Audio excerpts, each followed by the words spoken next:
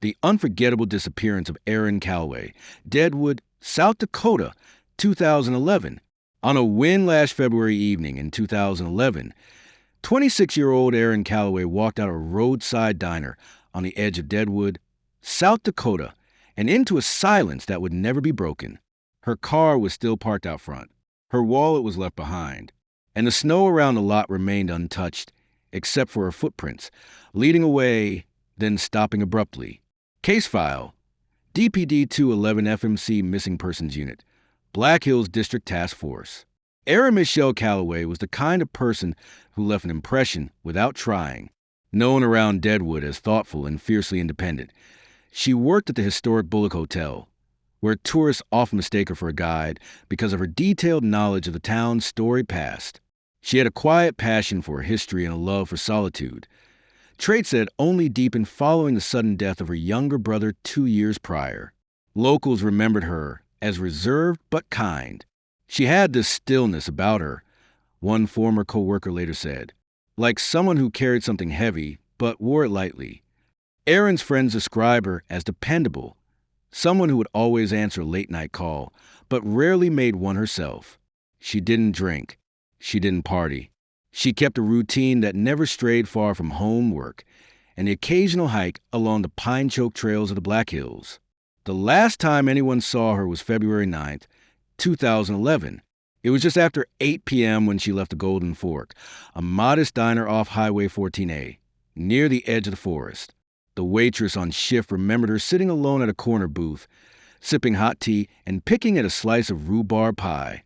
She seemed preoccupied, distracted. She asked for the check, but never finished the dessert. Security footage, grainy and muted, shows her stepping outside, clutching a folded coat in one arm. No phone in sight. She pauses at the door, glancing back inside as if second-guessing herself, then disappears into the brittle cold. It was 112 degrees Fahrenheit that night, the kind of cold that cuts through layers and shortens breath. A snowstorm had passed through early that morning, leaving a dense, untouched blanket across the parking lot and bordering pine forest. Her car, a navy blue '98 Subaru Outback, remained parked near the entrance for 3 days before it was reported. The engine was off. The keys were still inside. The driver's seat was pulled forward, her usual position. Her purse was found on the passenger side, zipped and untouched. Deputies from the Lawrence County Sheriff's Office responded first. A quick sweep of the area yielded nothing. No signs of a struggle. No footprints beyond a few that led away from the car, about 30 yards toward the tree line, and then stopped cleanly, with no indication of turning back or continuing forward. No drag marks. No scuffs in the snow. It was as if she had vanished mid-step. What baffled search teams most wasn't the lack of evidence, but the lack of disruption. Trained dogs were brought in 2 days later. They caught a faint scent trail heading northeast into the trees, but lost it completely at a half-frozen creek, less than a mile in. Helicopters flew grid patterns for nearly a week. Volunteer teams, numbering over 150 by the weekend, combed the woods, following elk trails, abandoned mining roads, and old fire breaks. But nothing emerged. No coat, no footprints, no answers. Deadwood is no stranger to stories, steeped as it is in frontier myths and ghost tales. But Erin's case struck a different chord. The media covered it briefly, just enough to stir speculation, but not enough to raise lasting awareness. Her parents, who lived in Rapid City, held vigils and posted flyers across the region. Her mother, Miriam Calloway, appeared in a tearful segment on KVN Black Hills Fox, pleading for any information. If someone saw her, anything, we just want to bring her home. Months passed. The case turned cold. Case status: Unsolved cold case file updated July 2013. There are few details investigators have ever released publicly, but certain elements have surfaced through interviews, freedom of information requests, and unofficial leaks. A partially redacted report, case note DBDFMC 011A, mentions a maintenance worker who claimed to have seen a woman matching Erin's description walking along the shoulder of Highway 85 that same night, around 9:30 p.m. The report notes that visibility was moderate to poor, and the worker said he only saw her in his rear view mirror after passing. He didn't stop. Another mention in the file refers to a voicemail left on Erin's mother's landline at 10:42 p.m. the same night. It consisted of faint static and what the audio engineer described as rhythmic knocking, but no voice. The call was traced to a now-defunct payphone outside a service station 28 miles west near Beulah, Wyoming. No fingerprints were recovered. One of the more enduring theories came from a retired search and rescue officer who had worked the original grid. Speaking anonymously on a local podcast years later, he said, "There was something off. I've done this for 30 years. This wasn't someone getting lost. This wasn't someone running. It felt orchestrated, like she was plucked, despite a multitude of leads. No suspect was ever identified. No body was ever recovered. And perhaps most haunting of all, no one ever reported seeing or hearing from Erin Calloway again. As time passed, stories and rumors began to fill the silence. Some believed Erin had walked into the forest intentionally, as a kind of quiet suicide, a final retreat into the woods she loved. Others speculated she had witnessed something she wasn't meant to and was silenced. There were whispers about a long-haul trucker route that passed through Deadwood, connecting cases from as far as Montana and Idaho. One theory even posited she left on her own, fleeing from a past no one truly knew. Her apartment, a small two-room flat above a closed antique shop, remained untouched for weeks. A neighbor described hearing footsteps the night after she disappeared. Slow, deliberate, she said, like someone pacing. Police found no signs of forced entry. Her journals, which she kept meticulously for years, ended abruptly 3 days before she vanished. The final entry read simply, "Dream of snow again. Can't see the road. Just trees. And something is waiting." To this day, the disappearance of Erin Calloway remains one of the most unsettling cold cases in South Dakota history. Her files sit among dozens of unsolved missing persons reports, cataloged in the state's centralized database as MPSD 110209 Every few years, a tip resurfaces. Someone claims to have seen her in Colorado or found a scarf like the one she wore in a pawn shop window in Nebraska. But none of these leads have ever borne fruit. Law enforcement keeps the file open. Her family keeps a porch light on.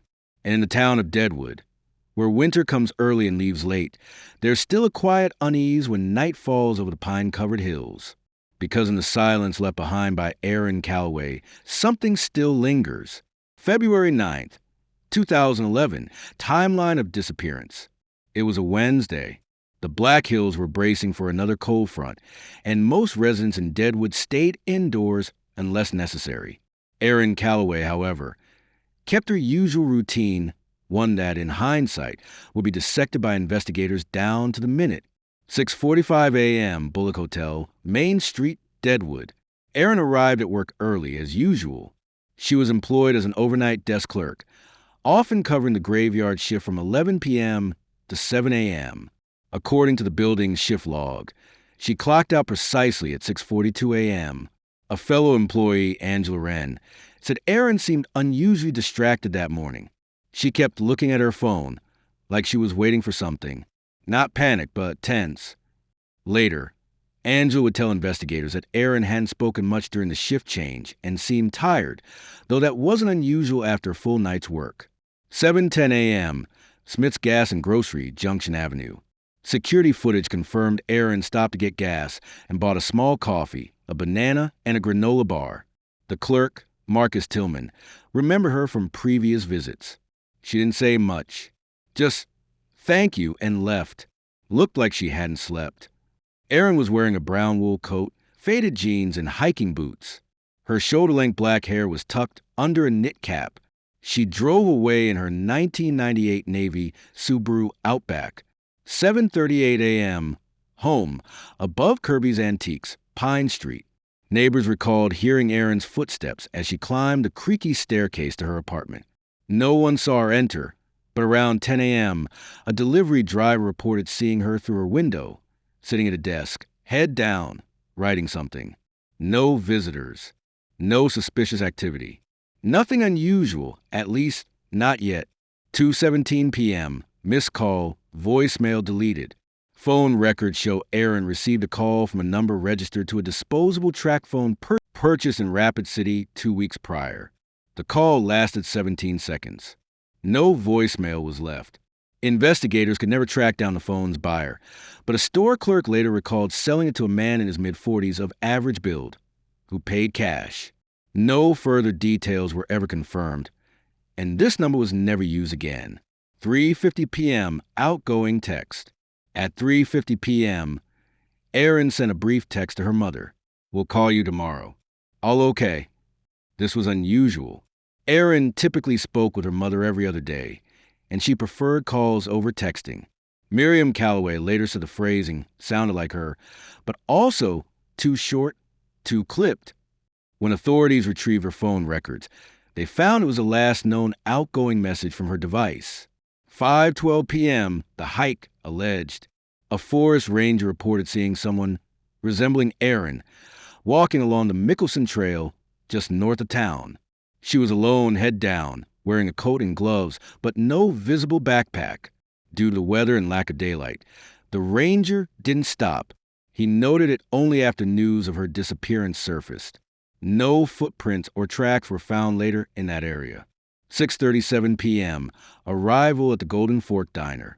The last confirmed sighting of Erin occurred here. Surveillance footage, later released to the public, shows Erin entering the Golden Fork alone. She sits in the corner booth. The waitress, Gina Mendez, served her regularly. She always got pie and tea, rhubarb. This time, she barely touched it. According to Gina, Erin looked like she'd been crying. Not sobbing, just red around the eyes, quiet. She asked for the check within 15 minutes. Before she left, she asked me what time the sun went down. That caught me off guard. Security footage shows Erin stepping out into the freezing night at 7:12 p.m. She is not seen again. 7:18 p.m. Her car is still there. A delivery driver pulled into the same lot minutes later. He remembered seeing her Subaru, driver's side covered in snow, engine off. The lights inside the diner were still on. He didn't see anyone outside. The car would remain there untouched for over 60 hours. Discovery and initial response. February 12, 2011, 9:30 a.m. A diner employee arriving for a morning shift noticed Erin's vehicle still in the lot. Curious, she peeked inside, recognized a person on the passenger seat, and called the police. Lawrence County deputies responded by 10 a.m. They found her purse zipped and undisturbed. Her phone was missing. Its signal had died the previous night at 8:03 p.m., 2.4 miles northwest of the diner, based on ping data. The vehicle doors were locked, keys inside. The driver's seat was pulled forward, consistent with her height, 5 feet 3 inches. There were no signs of forced entry, struggle, or tampering. Footprints in the snow led northeast toward the woods, but only briefly. The tracks ended cleanly about 30 yards from the car, abruptly vanishing. A K-9 unit arrived by 1 p.m. Scent was picked up leading into the tree line, but was lost as shallow creek frozen over with slush and debris. Law enforcement investigation. Case ID, DPD 211 FMC. Sheriff Roger Eckhart declared Erin missing under suspicious circumstances by that afternoon. Detectives from the Black Hills District Task Force joined the investigation. Search grids were mapped, and volunteers from surrounding counties arrived over the next 3 days. Deputy Callahan, lead investigator. It wasn't just the footprints. It was how they stopped. Neat, no drag marks, no backtrack, like she disappeared mid-step. Investigators interviewed co-workers, neighbors, and friends. Most described Erin as introverted, private, and not the type to take off. No history of mental illness. No recent conflicts. She had $3,200 in savings, untouched. No pack bags or travel activity. Her rent was paid up. Her passport had expired. Her apartment showed no signs of forced entry. The heater was running and a half-eaten sandwich in the fridge. Her journal stopped abruptly on February 6th. The last line, cold dreams again. Something was watching near the timberline. Need to get out there. Media coverage and public response. Local outlets picked up the story within a day. By February 14th, Flyers were posted across 5 counties. A Facebook page, Find Erin Calloway, gained 9,000 followers in a week. National coverage remained limited, overshadowed by ongoing winter storm events and larger national cases. A vigil held on February 20th in Deadwood drew over 200 attendees. Her mother, in tears, told Dakota News, "Erin doesn't just vanish. Someone knows what happened. Someone out there saw something." Theories and red herrings. 2 promising leads turned out to be dead ends. Red herring 1. The truck stop woman, a waitress in Gillette, Wyoming, claimed a woman matching Erin's description came in late on February 10th, wearing a coat like hers, hands shaking. Investigators obtained security footage. It wasn't Erin. Red herring 2. The payphone voicemail. On February 9th at 10:42 p.m., Miriam Calloway's landline received a call traced to a payphone near Beulah, Wyoming. The message contained 14 seconds of white noise and 4 distinct knocks. No voice. The phone was swabbed for prints. None matched anyone in Cody's. A check of the gas station security footage revealed a person in a heavy parka and cap using the phone, but the image was too distorted to confirm gender or identity. This remains the most mysterious element of the case. Rumors, speculation, and local lore. As with many small-town disappearances, the absence of evidence gave rise to shadows. Some believed Erin had planned her disappearance, citing her interest in off-grid living and old survivalist books found in her apartment. Others suspected foul play, a stalker or acquaintance who knew how to disappear cleanly. But a few locals whispered something else entirely. An old miner who lived near Spearfish claimed he'd seen lights in the trees that night, pulsing silently in the snow. A retired hunter mentioned hearing a distant humming near where Erin's footprints ended. Theories of the supernatural, while not endorsed by law enforcement, gained traction online. Detective Callahan dismissed these rumors. "We deal in facts. And the facts tell us this. Erin walked into that night, and something stopped her from coming back." February 23rd, 2011, search suspended. After nearly 2 weeks, ground searches were officially called off due to extreme weather and lack of new leads. Erin Calloway was officially listed as a missing person SD 110209 Cal. Her file remains open, her face still featured on South Dakota's Missing Persons Registry. The last confirmed trace of her, those fading steps in the snow, remain preserved in crime scene photos filed away in a cold storage vault, along with voice no one can identify, a ping no one can explain, and a case that refuses to let go. The unexplained disappearance of Erin Calloway in February of 2011 has puzzled investigators, haunted her family, and left an entire community with more questions than answers. With no body, no clear signs of foul play, and only a handful of scattered clues, the case remains one of South Dakota's most enigmatic missing persons investigations. To this day, Erin's name is etched into the archives of unsolved cases, cold, quiet, and unrelenting. In this segment, we examine 3 of the most plausible and haunting theories surrounding what may have happened to the 28-year-old night clerk. Each theory is rooted in documented behavior, known evidence, and corroborated accounts. And yet, as with many true mysteries, none of them brings us closer to a definitive truth. Theory 1. Targeted abduction by a known acquaintance. The most widely accepted theory among law enforcement is that Erin was abducted, deliberately and methodically, by someone she knew. The track phone lead, the burner phone that contacted her on the afternoon of February 9th, remains a focal point. Investigators traced the purchase back to a Rapid City Walmart, time-stamped January 24th. 2 weeks before Erin vanished, a man was caught on grainy surveillance footage paying with cash, wearing a black hoodie and jeans. His face was obscured.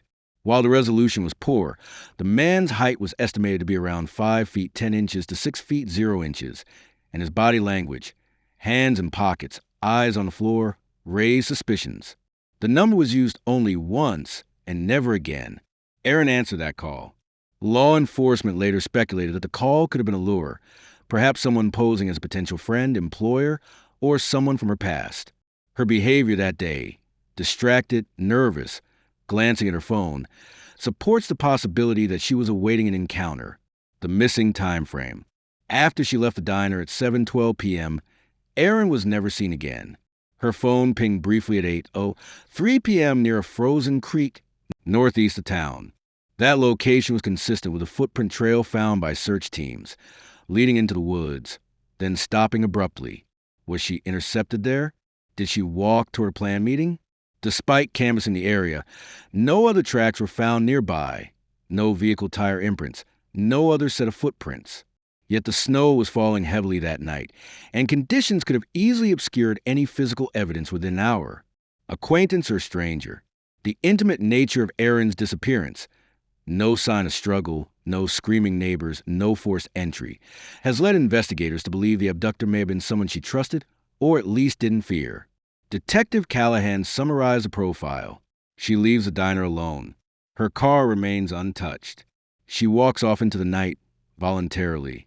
Whatever happened, it didn't start with a fight. It started with conversation. But no known individual in Erin's life has ever matched the limited criteria tied to the track phone purchaser. No DNA was recovered. No credible suspects emerged. Theory 2, voluntary disappearance, a vanishing by choice. Some believe Erin simply chose to vanish. A woman who, for reasons of her own, walked away from everything, her job, her home, her family, and began a new life under a new identity. At first glance, this seems unlikely. Erin had no history of travel. Her social life was limited. She had no car rental, and no one was waiting for her at a bus station. Her passport had expired. There were no searches on her computer for border crossings, ID changes, or aliases. And yet, there were subtle signs that Erin may have been preparing for something. The journals. Among her belongings, investigators found 5 personal journals. While most of the entries revolve around her daily routines, dreams, and memories, the last few weeks took a darker, more introspective turn. One entry from January 22nd reads, "Some nights I don't recognize myself. Something has to give. Something has to change." Another from February 2nd. "Dreams of walking into the cold and never returning. It doesn't feel like dying. It feels like freedom." These writings, while not definitive evidence of intent, raise concerns about her mental state. Was she overwhelmed? Did she feel trapped by routine, haunted by the past?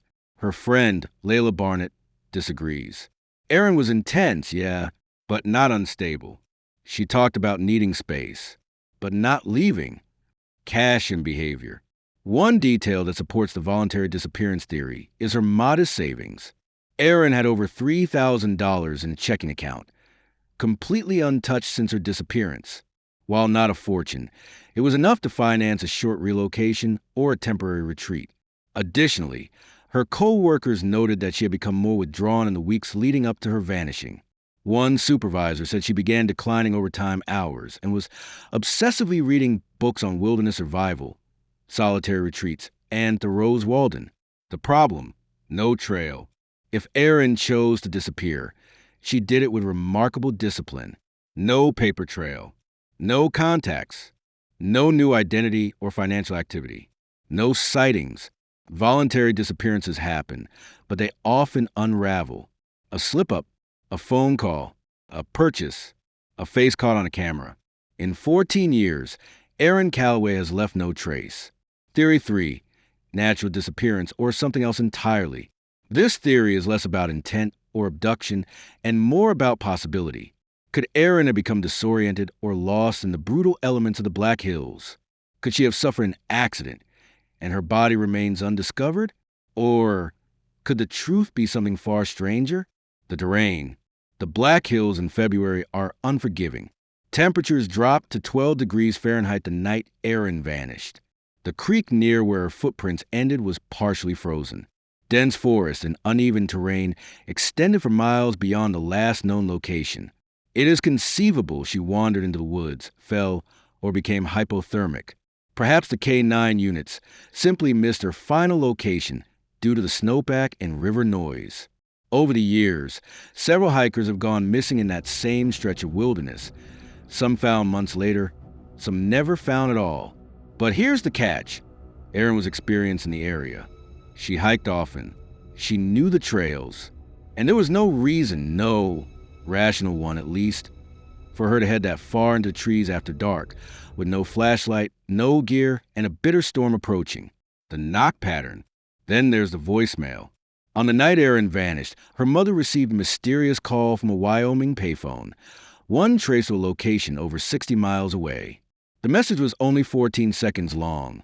Silence, followed by 4 rhythmic knocks. No voice, no breathing. This message has never been explained. Some theorists, especially online, have pointed to this as proof of something otherworldly, a cryptic communication, a code, a warning. Others dismiss it as a cruel prank, an eerie coincidence. But Erin Calloway has listened to that message hundreds of times. She insists the knock pattern is deliberate, and that Erin had used similar rhythmic tapping as a child to signal, "I'm okay," during storm drills. The local folklore. Deadwood is no stranger to legends. The Mickelson Trail has long been whispered about in local circles. Stories of lights that move against the wind, sounds without sources, and animals found dead with no visible injuries. Retired forest ranger Bill Dempsey recalls. There are places out there you just don't go after dark.